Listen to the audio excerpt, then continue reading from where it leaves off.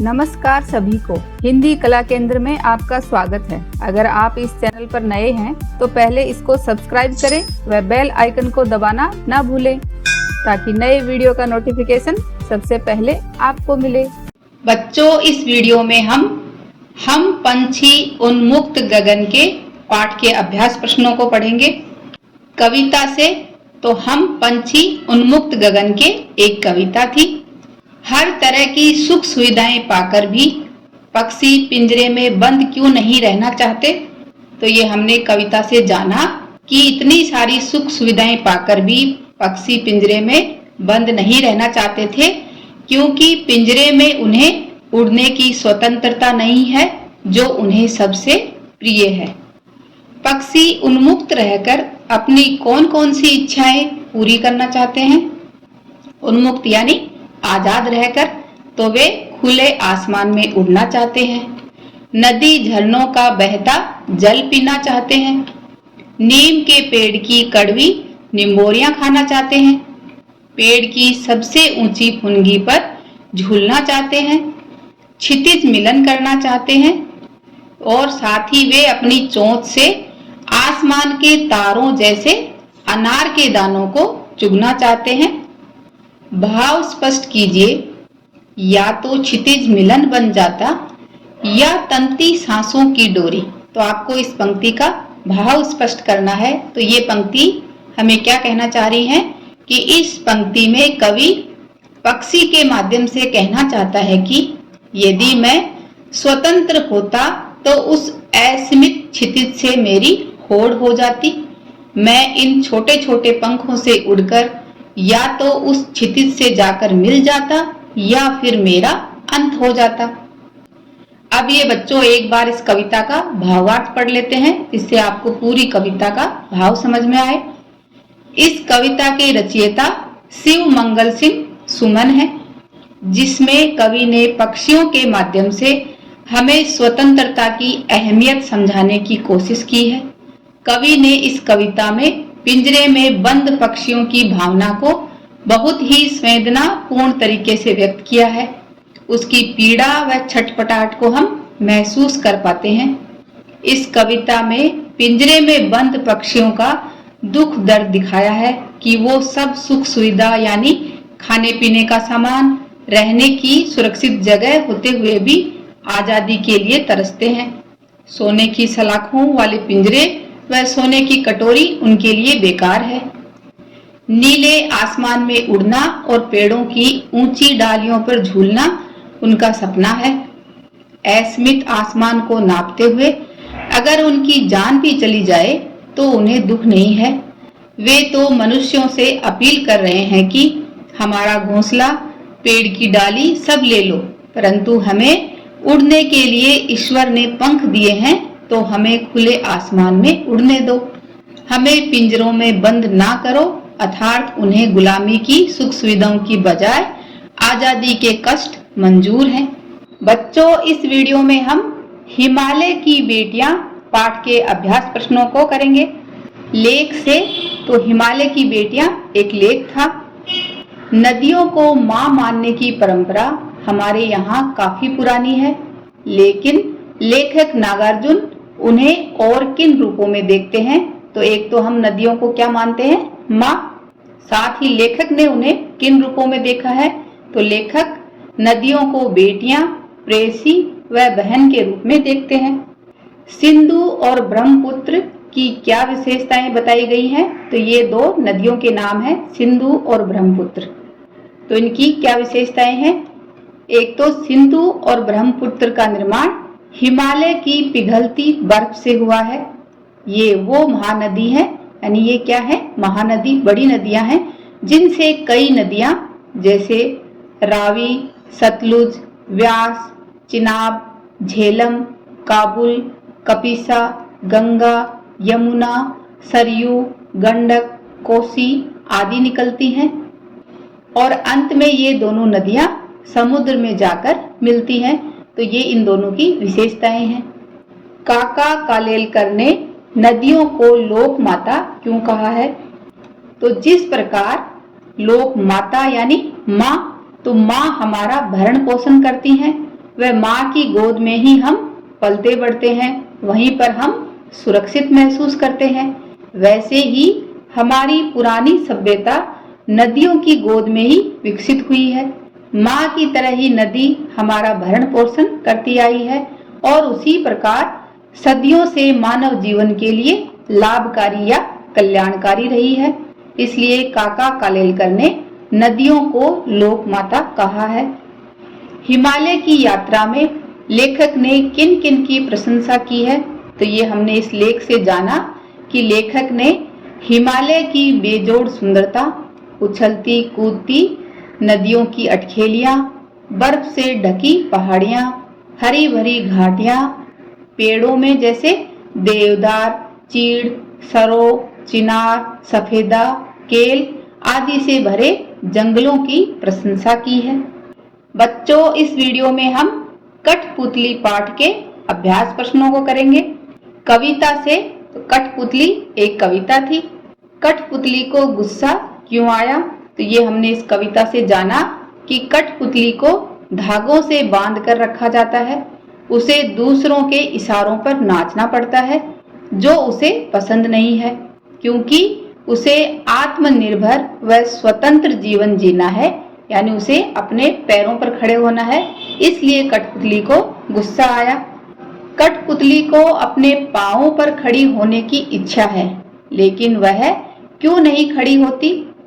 कठपुतली को अपने पांवों पर खड़ी होने की इच्छा है, लेकिन जब उस पर बाकी सभी जो उसकी साथी कठपुतलियां हैं उनकी जिम्मेदारी आती है तो वह डर जाती है। उसे लगता है कि कहीं उसके द्वारा उठाया गया यह कदम सबके लिए मुसीबत ना बन जाए। पहली कठपुतली की बात दूसरी कठपुतलियों को क्यों अच्छी लगी? क्योंकि वे स्वतंत्र होकर जीने की बात कर रही थी। दूसरी कठपुतलियां भी इन बंधनों से आजाद होकर स्वतंत्र व आत्मनिर्भर जीवन जीना चाहती थी।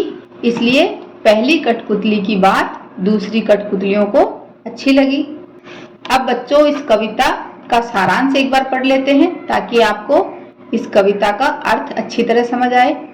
भवानी प्रसाद मिश्र, तो इस कविता के रचयिता कौन थे? भवानी प्रसाद मिश्र द्वारा रचित इस कविता में उन्होंने कठपुतलियों की मनः स्थिति यानी उनके मन की स्थिति का वर्णन किया है। धागों से बंधी ये कठपुतलियां पराधीन हैं, यानी वो स्वतंत्र नहीं है, गुलामी की जंजीरों से बंधी है। उन्हें दूसरों के इशारों पर नाचने से दुख होता है। एक कठपुतली गुलामी से परेशान होकर आजाद होने की कल्पना करती है। वह स्वतंत्र होकर आत्मनिर्भर व स्वावलंबी बनना चाहती है। स्वतंत्रता की बात सुनकर बाकी कठपुतलियां भी हाँ भरती हैं, क्योंकि आजादी किसे प्यारी नहीं होती, यानी इनको भी आजादी पसंद है। लेकिन जब पहली कठपुतली पर सबकी जिम्मेदारी आती है, तब वह सोच समझकर कदम उठाना जरूरी समझती है कि कहीं उसका ये कदम यानी उसका ये फैसला कहीं सबके लिए कष्टपूर्ण ना हो जाए। पहली कठपुतली ने स्वयं कहा कि ये धागे क्यों हैं मेरे पीछे आगे, इन्हें तोड़ दो, मुझे मेरे पांवों पर छोड़ दो। तो फिर वह चिंतित क्यों हुई कि ये कैसी इच्छा मेरे मन में जगी? नीचे दिए वाक्यों की सहायता से अपने विचार व्यक्त कीजिए। जैसे उसे दूसरी कठपुतलियों की जिम्मेदारी महसूस होने लगी, उसे शीघ्र स्वतंत्र होने की चिंता होने लगी। वह स्वतंत्रता की इच्छा को साकार करने और स्वतंत्रता को बनाए रखने के उपाय सोचने लगी। वह डर गई क्योंकि उसकी उम्र कम थी। तो इनमें से क्या आएगा? तो उसे दूसरी कठपुतलियों की जिम्मेदारी महसूस होने लगी, क्योंकि उसे लगा कि मैंने जो ये फैसला लिया है कहीं इन सब के लिए ये कष्ट का कारण ना बन जाए। बच्चों, इस वीडियो में हम मिठाई वाला पाठ के अभ्यास प्रश्नों को करेंगे। कहानी से, तो मिठाई वाला एक कहानी थी। मिठाई वाला अलग अलग चीजें क्यों बेचता था? मिठाई वाला अलग अलग चीजें बच्चों की जरूरत व मौसम के हिसाब से बेचता था। और वह महीनों बाद क्यों आता था? वह महीनों बाद इसलिए आता था ताकि बच्चे उसका इंतजार करें और उसके पास चीजें खरीदने के लिए पैसे भी इकट्ठे हो जाएं। मिठाई वाले में वे कौन से गुण थे जिनकी वजह से बच्चे तो बच्चे बड़े भी उसकी ओर खींचे चले आते थे? तो मिठाई वाले में बहुत सारे गुण थे, जैसे उसका मादक मधुर स्वर में गाना सभी को अपनी ओर आकर्षित करता था, चाहे वो बच्चे हों या बड़े। कम पैसों में या बिना पैसों के भी चीजें दे देना, हर बार नई चीजें लाना, बच्चों संग बहुत स्नेह से मीठे स्वर में बातें करना। विजय बाबू एक ग्राहक थे, यानी सामान खरीदने वाले, और मुरली वाला एक विक्रेता था, यानी वह सामान बेचने वाले थे। दोनों अपने अपने पक्ष के समर्थन में क्या तर्क पेश करते हैं, तो ये बच्चों आपको इस कहानी से लिखना होगा। जो लिखा है वैसा का वैसा ही आएगा। जैसे विजय बाबू ने एक ग्राहक थे तो उन्होंने कहा, तुम लोगों को झूठ बोलने की आदत होती है, देते होंगे सभी को 2-2 पैसे में, पर एहसान का बोझा मेरे ऊपर ही लाद रहे हो। और मुरली वाले ने क्या कहा, यह तो ग्राहकों का दस्तूर होता है कि दुकानदार चाहे हानि उठाकर भी चीजें क्यों न बेचे, पर ग्राहक हमेशा यही समझते हैं कि दुकानदार मुझे लूट रहा है। खिलौने वाले के आने पर बच्चों की क्या प्रतिक्रिया होती थी, यानी बच्चे खिलौने वाले को देखकर क्या करते थे? बच्चे नए नए खिलौनों को देखकर पुलकित हो उठते थे, यानी बहुत खुश हो जाते थे। खिलौने वाले को चारों तरफ से घेरकर हर खिलौने का दाम पूछने लगते थे। खिलौने मिलने पर बच्चे खुशी से उछलने कूदने लगते थे। रोहिणी को मुरली वाले के स्वर से खिलौने वाले का स्मरण क्यों हो आया, यानी खिलौने वाले की याद क्यों आई? क्योंकि खिलौने वाला भी उसी तरह, यानी मुरली वाले की तरह ही गा गा कर खिलौने बेचा करता था। किसकी बात सुनकर मिठाई वाला भावुक हो गया था? तो रोहिणी की बात सुनकर मिठाई वाला भावुक हो गया था। उसने इन व्यवसायों को अपनाने का क्या कारण बताया? उसने बताया कि उसे इन बच्चों में अपने खोए हुए बच्चों की एक झलक मिल जाती है। उछलते कूदते बच्चों के बीच रहकर उसे संतोष, धीरज और कभी कभी असीम सुख मिलता है। कहने का अर्थ है कि इन उछलते कूदते बच्चों के बीच उसे बहुत अच्छा लगता था। अब इस बार ये पैसे न लूंगा। कहानी के अंत में मिठाई वाले ने ऐसा क्यों कहा? मिठाई वाले ने ये बात चुन्नू मुन्नू को देखकर उसे अपने बच्चों की याद आ गई। तब उसने कहा, अब इस बार ये पैसे न लूंगा। इस कहानी में रोहिणी चिक के पीछे से बात करती है। क्या आज भी औरतें चिक के पीछे से बात करती हैं? यदि करती हैं तो क्यों? आपकी राय में क्या ये सही है? तो हमें सबसे पहले इस बात का उत्तर देना है कि इस कहानी में रोहिणी चिक के पीछे से बात करती है। क्या आज भी औरतें चिक के पीछे से बात करती हैं? तो हाँ, आज भी कुछ इलाकों में औरतें चिक के पीछे से बात करती हैं। यदि करती हैं तो क्यों? इसका मुख्य कारण आज भी समाज में कई जगह पर पर्दा प्रथा है, इसलिए वहां औरतों को पर्दे में रहना पड़ता है। आपकी राय में क्या यह सही है? तो मेरी राय में यह सही नहीं है, क्योंकि महिलाओं को भी बराबरी का हक मिलना चाहिए। बच्चों, इस वीडियो में हम पापा खो गए पाठ के अभ्यास प्रश्नों को करेंगे। पापा खो गए एक नाटक है, यानी एकांकी है।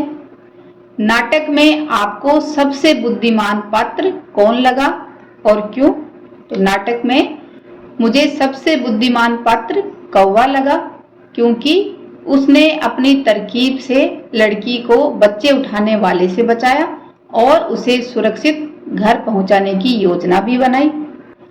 पेड़ और खंबे में दोस्ती कैसे हुई? पेड़ और खंबे की दोस्ती एक हादसे के चलते हुई। एक दिन जब आंधी तूफान में खंबा नीचे गिरने लगा तो पेड़ ने उसे ऊपर ही संभाल लिया और गिरने से बचा लिया। पेड़ उस हादसे में काफी जख्मी भी हो गया था, तभी दोनों की दोस्ती हो गई। लेटर बॉक्स को सभी लाल ताऊ कहकर क्यों पुकारते थे? तो एक तो लेटर बॉक्स उसे पूरा लाल रंग से पोत रखा था, इसलिए उसे लाल ताऊ कहकर पुकारते थे। इसके अलावा वह सबसे बड़ों जैसी बातें करता था, इसलिए उसे ताऊ का दर्जा दिया गया। साथ ही वह बहुत अनुभवी था। लाल ताऊ किस प्रकार बाकी पात्रों से भिन्न है? लाल ताऊ को पढ़ना लिखना आता है, उसे दोहे व भजन भी आते हैं, वह गीत भी गाता है, वह आदमियों को देख देख कर चलना भी जानता है। इसलिए बाकी के पात्र जैसे कौन थे? कौवा, खंबा, पेड़, तो इनसे अलग हुआ ना। नाटक में बच्ची को बचाने वाले पात्रों में एक ही सजीव पात्र है। उसकी कौन कौन सी बातें आपको मजेदार लगी, लिखिए। तो नाटक में सजीव पात्र एक कौवा है, उसकी बहुत सारी बातें हमें मजेदार लगी। उदाहरण के लिए मुझे ये बातें मजेदार लगी, आपको इनके अलावा लगी तो वो भी लिख सकते हो। रात को पेड़ और खंबे की बातें सुनकर उसने कहा, कौन है जो रात के वक्त इतनी मीठी आवाजें लगाकर मेरी नींद खराब करता है? मुसीबत के वक्त में जब पेड़ ने धीरे से कौवे को जगाने की कोशिश की तो कौवे ने कहा, दिन हो गया। और एक बार कौवा अपनी बुद्धि दिखाने के लिए कहता है कि एक जगह बैठकर कैसे जान सकोगे, उसके लिए तो मेरी तरह चारों दिशाओं में गश्त लगानी पड़ेगी, यानी आपको चारों दिशाओं में घूमना पड़ेगा। क्या वजह थी कि सभी पात्र मिलकर भी लड़की को उसके घर नहीं पहुंचा पा रहे थे? इसके कई कारण थे। एक तो लड़की बहुत ही छोटी व नासमझ थी, उसे अपने घर के पते यानी उसके अपने घर के एड्रेस के बारे में बिल्कुल खबर नहीं थी। उसे अपनी गली, सड़क आदि किसी का भी नाम मालूम नहीं था, इसलिए सब पात्र मिलकर भी उसे उसके घर तक नहीं पहुंचा पा रहे थे। बच्चों, इस वीडियो में हम शाम एक किसान पाठ के अभ्यास प्रश्नों को करेंगे। कविता से शाम एक किसान एक कविता है। इस कविता में शाम के दृश्य को किसान के रूप में दिखाया गया है। यह एक रूपक है। इसे बनाने के लिए 5 एक रूपताओं की जोड़ी बनाई गई है। उन्हें उपमा कहते हैं। पहली एक रूपता आकाश और साफे में दिखाते हुए कविता में आकाश का साफा वाक्यांश आया है, आपने पढ़ा ना इसे। इसी तरह तीसरी एक रूपता नदी और चादर में दिखाई गई है, हमने पढ़ा था कविता में मानो नदी चादर सी हो। अब आप दूसरी, चौथी और 5वीं एक रूपताओं को खोजकर लिखिए। तो ये हमने कविता से जाना कि दूसरी एक रूपता किनके बीच में थी? चिलम और सूरज में। चौथी एक रूपता सुलगती अंगीठी और प्लास के फूल में। 5वीं एक रूपता अंधकार और भेड़ों के गले में। शाम का दृश्य अपने घर की छत या खिड़की से देखकर बताइए। तो ये आप बच्चों खुद अनुभव करके लिखिए। जैसे शाम कब से शुरू हुई? शाम करीब 5:30 शुरू हुई। तब से लेकर सूरज डूबने में कितना समय लगा? तब से लेकर सूरज डूबने में लगभग 1 घंटा लगा। इस बीच आसमान में क्या क्या परिवर्तन आए? तो ये आप खुद देखिए, तब आप जानोगे कि इस बीच आसमान का रंग सुनहरे लाल रंग में बदल गया, कुछ देर पीला नारंगी रहा और फिर धीरे धीरे सूर्य अस्त हो गया। चारों तरफ अंधेरा छाने लगा और तारे टिमटिमाने लगे। मोर के बोलने पर कवि को लगा जैसे किसी ने कहा हो, सुनते हो। ये आपने कविता में पढ़ा ना कि जैसे ही मोर बोला कवि को ऐसे लगा जैसे किसी ने कहा हो, सुनते हो। नीचे दिए गए पक्षियों की बोली सुनकर उन्हें भी 1 या 2 शब्दों में बांधिए कि हमें क्या सुनाई दे रहा हो। जैसे कबूतर, चिट्ठी आई है। कौवा, कोई आने वाला है। मैना, कैसे हो। तोता, राम राम। चील, ऊपर देखो। हंस चलो तैरो। बच्चों एक बार इस कविता का शीर्षक पढ़ लेते हैं, जिससे आपको कविता अच्छी तरह समझ में आए। इस कविता के कवि सर्वेश्वर दयाल सक्सेना हैं, यानी कविता के रचयिता का नाम है ये। इस कविता में कवि ने अपनी कल्पना से किसान के रूप में जाड़े की शाम के प्राकृतिक सौंदर्य का मनोहारी चित्रण किया है। जाड़े की ढलती शाम का वर्णन एक चद्दर ओढ़ बैठे हुए किसान जो अपने सामने अंगीठी सुलगाकर अपनी चिलम पी रहा है के साथ किया है।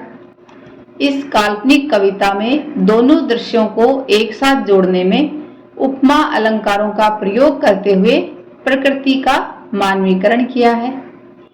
प्राकृतिक दृश्य में पहाड़ एक बैठे हुए किसान के समान प्रतीत हो रहे हैं। आकाश किसान के सिर पर बंधे साफे के समान, तो आकाश और किसान के बीच एक रूपता दिखाई है। ऐसे ही पहाड़ के नीचे बहती नदी और घुटनों पर रखी चादर के समान बताया है। पश्चिम दिशा में डूबता सूरज, उसकी समानता चिलम पर सुलगती आग से करी है। प्लास के पेड़ों पर खिले लाल लाल फूल, उनको जलती अंगीठी की तरह बताया है। पूर्व दिशा में फैलता अंधेरा, उसकी एक रूपता भेड़ों के झुंड के समान बताई है। सूरज का डूबना और औंधी हुई चिलम एक साथ समानता करी है। अंधेरा छाना और धुआं उठना से समानता करी है। बच्चों इस वीडियो में हम अपूर्व अनुभव पाठ के अभ्यास प्रश्नों को करेंगे। पाठ से यासुकी चान को अपने पेड़ पर चढ़ाने के लिए तोतो चान ने अथक प्रयास क्यों किया? लिखिए। तोतो चान को मालूम था कि यासुकी चान को पोलियो है और वह अपने आप कभी किसी पेड़ पर नहीं चढ़ सकता। यासुकी चान के पास बाकी बच्चों की तरह निजी पेड़ भी नहीं था। तोतो चान की उसे अपने पेड़ पर चढ़ाने की हार्दिक इच्छा थी, इसलिए यासुकी चान को अपने पेड़ पर चढ़ाने के लिए तोतो चान ने अथक प्रयास किया।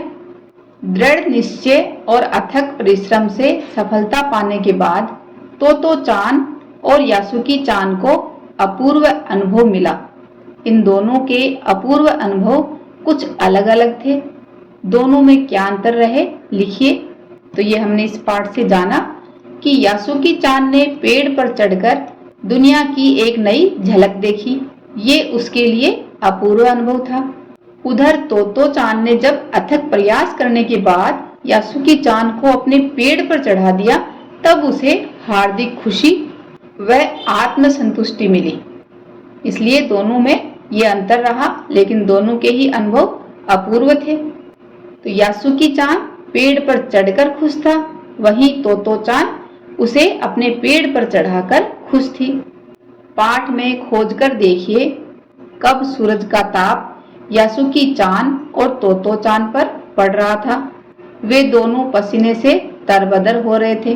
तो जब यासुकी चान और तोतो चान एक तिपाई सीढ़ी के द्वारा पेड़ की द्विशाखा तक पहुंच रहे थे, तब सूरज का ताप उन पर पड़ रहा था और उन्हें काफी पसीना आ रहा था। और कब बादल का एक टुकड़ा उन्हें छाया देकर कड़कड़ाती यानी तेज धूप से बचाने लगा था। तो जब तोतो चान अपनी पूरी ताकत से यासुकी चान को पेड़ की ओर खींच रही थी, तब एक बादल का बड़ा टुकड़ा बीच बीच में छाया करके उन्हें तीखी धूप से बचा रहा था। आपके अनुसार इस प्रकार परिस्थिति के बदलने का कारण क्या हो सकता है? तो मेरे अनुसार इस प्रकार परिस्थिति बदलने का कारण काले बादलों का एक जगह से दूसरी जगह जाना हो सकता है, जिन्होंने सूरज की धूप को थोड़ी देर के लिए रोक दिया होगा। तो आपने बच्चों आसमान में देखा होगा, कभी सूरज के सामने घने बादल आ जाते हैं तो छाया हो जाती है, और जब वो बादल वहां से हट जाते हैं तो तेज तीखी धूप आती है। यासुकी चान के लिए पेड़ पर चढ़ने का यह अंतिम मौका था। इस अधूरे वाक्य को पूरा कीजिए। यहाँ पर क्या आएगा और लिखकर बताइए कि लेखिका ने ऐसा क्यों लिखा होगा कि यासुकी चान अपने आप पेड़ पर चढ़ने में असमर्थ था और तोतो चान इतना जोखिम उठाकर उसे बार बार पेड़ पर चढ़ाने की कोशिश नहीं कर सकती थी। क्यों नहीं कर सकती? साथ ही तोतो चान अपनी माँ को बिना बताए ये काम कर रही थी। ये दोनों ही काम वह दोबारा नहीं कर सकती थी, इसलिए लेखिका ने ऐसा लिखा होगा। एक तो यासुकी चान अपने आप पेड़ पर चढ़ने में असमर्थ था और दूसरा तोतो चान अपनी माँ को बिना बताए उसे इतना जोखिम उठाकर पेड़ पर चढ़ाने की कोशिश कर रही थी, इसलिए ये अंतिम मौका था। अगर हमारे वीडियो बन ही रहे हैं आपके फेवरेट, तो फिर क्यों ना करें इनको लाइक, सब्सक्राइब और रिकमेंड। हमें और बेहतर बनाने के लिए आप कर सकते हैं कमेंट। धन्यवाद।